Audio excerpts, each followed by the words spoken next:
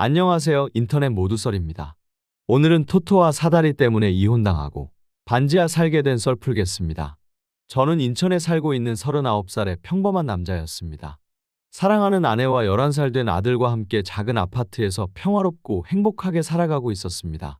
아내는 가정을 잘 돌보는 따뜻한 사람이었고 아들은 학교에서 친구들과 잘 어울리며 밝고 명랑하게 자라고 있었습니다. 우리 가족은 겉보기엔 아무 문제 없어 보이는 그저 평범한 가정이었죠. 하지만 지금 저는 그 모든 것을 잃었습니다. 도박이라는 나락에 빠지면서 제 인생은 완전히 망가졌습니다. 이 모든 비극의 시작은 2년 전 지방 출장을 가면서 시작되었습니다. 당시 저는 회사에서 중요한 프로젝트를 맡아 지방으로 출장을 갔습니다.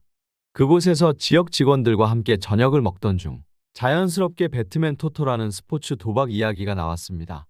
동료들은 저에게 스포츠 경기를 더욱 흥미롭게 즐길 수 있는 방법이라며 토토를 추천했습니다. 처음에는 그저 농담처럼 들었고 별다른 관심을 두지 않았습니다.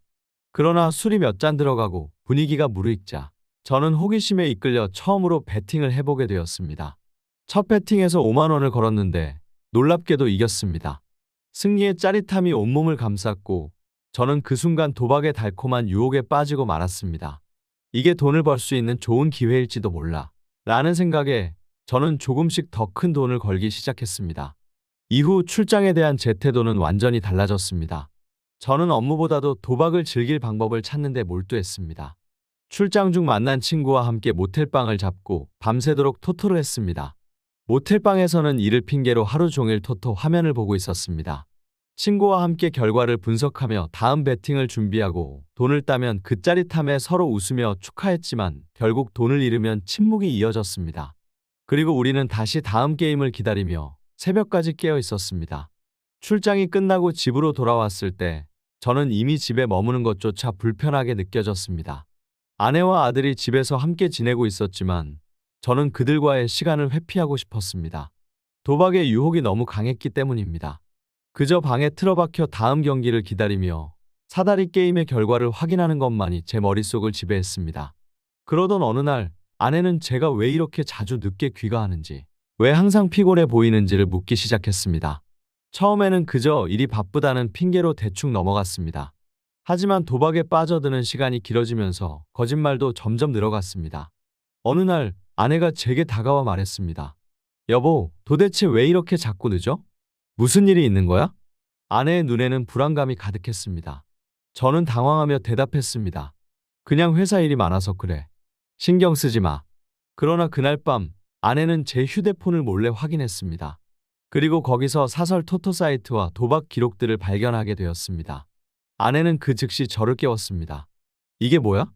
당신 도박하고 있었어? 아내의 목소리는 분노와 절망으로 가득 차 있었습니다. 저는 순간 얼어붙었습니다. 미안해. 그냥 몇 번 해본 거야. 다시는 안 그럴게. 저는 변명했지만 아내는 제 말을 믿지 않았습니다. 몇 번? 이게 몇 번의 문제가 아니잖아. 도대체 얼마를 썼어? 이게 얼마나 심각한지 알고나 있어. 아내는 눈물을 글썽이며 소리쳤습니다. 저는 더 이상 말을 잇지 못하고 그저 고개를 숙였습니다.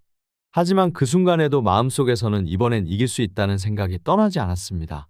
도박에 완전히 중독된 저는 회사에서도 제대로 일에 집중할 수 없었습니다. 사무실에서는 컴퓨터 화면에 일을 하는 척하면서 몰래 사다리 게임 화면을 띄워놓고 결과를 기다렸습니다. 동료들이 옆을 지나가면 서둘러 화면을 닫고 다시 일을 하는 척했지만 머릿속은 온통 도박 생각뿐이었습니다.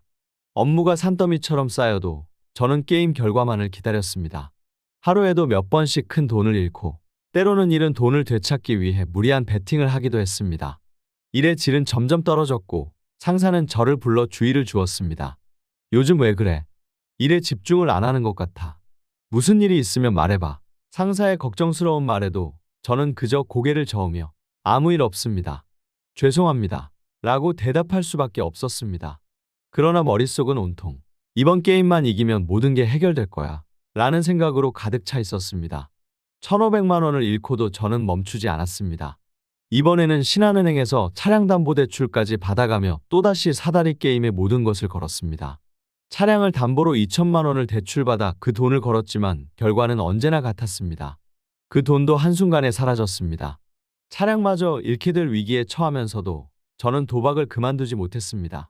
도박의 중독성은 제가 이성적으로 판단하는 능력을 완전히 마비시켰습니다. 이번엔 정말로 끝낼 거야. 제발 나를 믿어줘. 저는 그렇게 아내에게 거짓말을 했지만 아내는 더 이상 아무 말도 하지 않았습니다. 하지만 그 약속은 지켜지지 않았습니다. 이번에는 집을 담보로 대출을 받기로 결심했습니다. 가족의 집마저 도박의 늪에 빠뜨리며 1억 원을 대출받았습니다. 그 돈을 가지고 사다리 게임뿐만 아니라 바카라, 룰렛 같은 카지노 게임에도 손을 대기 시작했습니다. 아내는 제가 대출을 받았다는 사실을 알고 극도로 절망했습니다. 집까지 담보로 잡히다니 이제 정말 끝이야. 아내는 절규하며 저를 밀쳐냈습니다. 당신은 이제 더 이상 내 남편도 아이의 아빠도 아니야. 당신은 미쳤어. 그녀의 눈에는 더 이상 저를 향한 사랑이나 신뢰가 남아있지 않았습니다. 그날 밤 저는 아내와 최악의 싸움을 벌였습니다. 아내는 이혼을 요구했고 저는 그 요구에 화가 나 소리를 질렀습니다. 난 이 모든 걸 되찾을 수 있어. 넌 그냥 날 믿어주기만 하면 돼. 하지만 아내는 고개를 저으며 말했습니다. 난 더 이상 당신을 믿을 수 없어. 당신 때문에 우리 가족은 망가졌어. 결국 그 1억 원도 모두 잃었습니다. 집을 잃고 저는 아내와 아들에게 너무도 큰 상처를 남겼습니다. 아내는 더 이상 저와 함께 살 수 없다며 이혼을 요구했습니다. 아들은 저를 더 이상 아버지로 인정하지 않았습니다. 아빠가 왜 우리를 이렇게 힘들게 해? 왜 우리 집을 잃게 했어? 아들의 눈물은 제 심장을 찢어 놓았습니다. 아내와 아들은 결국 저를 떠났습니다. 저는 그들이 떠나고 나서야 모든 것이 무너졌음을 깨달았습니다. 모든 것을 잃은 저는 마지막으로 남은 건 사채뿐이었습니다. 은행에서 더 이상 대출이 불가능해지자 저는 사채업체까지 찾아가며 돈을 구걸했습니다. 이자율이 어마어마하게 높은 대출로 5천만 원을 빌렸습니다. 하지만 그 돈도 사다리 게임에 걸어버렸고 순식간에 사라졌습니다. 더 이상 어디에서도 돈을 구할 수 없게 되자 저는 주변 사람들에게 손을 내밀기 시작했습니다. 친구들에게 100만 원, 200만 원씩 빌리며 이번이 마지막이야 라는 거짓말을 반복했습니다. 그러나 그 돈도 모두 도박으로 날려버렸습니다. 그 다음으로는 부모님께 손을 벌렸습니다. 자식으로서 더 이상 비참할 수 없는 순간이었습니다. 부모님께는 도박에 빠졌다는 사실을 숨기고 퇴사하고 사업을 시작한다는 핑계로 3천만 원을 빌렸습니다. 부모님은 아무 의심 없이 저를 도와주셨습니다. 그러나 그 돈도 결국 도박으로 사라졌습니다. 부모님의 은퇴 자금마저 날려버린 저 자신이 너무도 한심하고 비참했습니다. 하지만 이 비참한 상황에서도 저는 멈추지 못했습니다. 마지막으로 장인어른께 손을 벌리게 되었습니다. 이번이 마지막입니다. 다시는 도박하지 않고 모두 갚겠습니다. 라는 거짓말로 장인어른께 5천만 원을 빌렸습니다. 장인어른께서는 딸과 손주를 위해 아무런 의심 없이 저를 도와주셨습니다.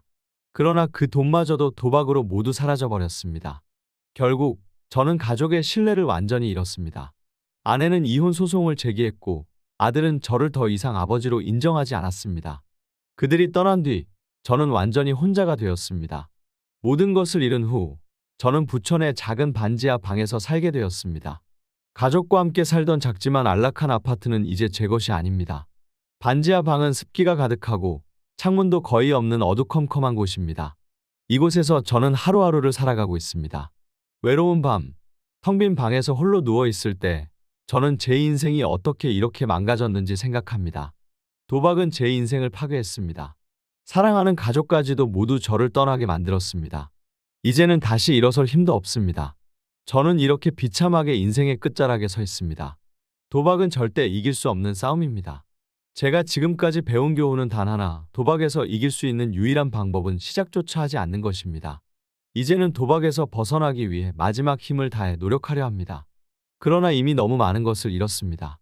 여러분도 저와 같은 길을 걷지 않기를 바랍니다. 끝까지 시청해 주셔서 감사합니다. 재밌게 보셨다면 구독을 부탁드려도 될까요?